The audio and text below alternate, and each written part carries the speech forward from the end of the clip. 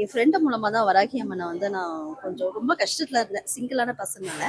அதனால வந்து வராகி அம்மனை வந்து கும்பிட ஆரம்பி அப்படின்னு சொல்லும்போது, கொஞ்சம் ஒரு 2 வருஷமா நான் கும்பிட்டுட்டு இருக்கேன்.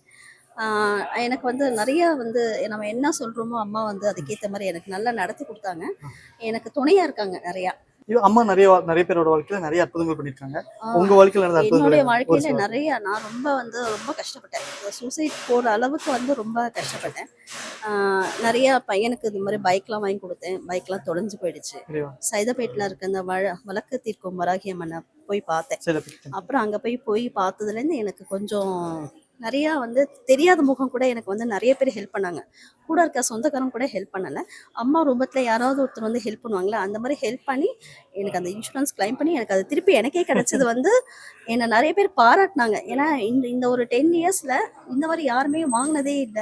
நீங்க தான் ஃபர்ஸ்ட் டைம் அதுவும் ஒரு லேடி ஒரு சிங்கிளா வந்து வாங்கியிருக்கீங்கன்னு சொல்லி என்ன நெறைய பேர் என்ன கமிஷனர் ஆஃபீஸ்லேருந்து எனக்கு கொஞ்சம் பாராட்டுனாங்க. அருமை, அருமை. அது எனக்கு அது ரொம்ப சந்தோஷமா இருந்துச்சு. அதுலேருந்து தொடர்ந்து அம்மாவுடைய நிறையா வழிபாடு கோயில் போலனா கூட நான் வீட்டிலேயே இருந்து வழிபடுவேன். வீட்டில் செஞ்சாலும் நம்ம சாமி கும்பிட்டாலும் அம்மா நமக்கு வந்து எல்லா குறையும் வந்து செஞ்சு வைக்கிறாங்க.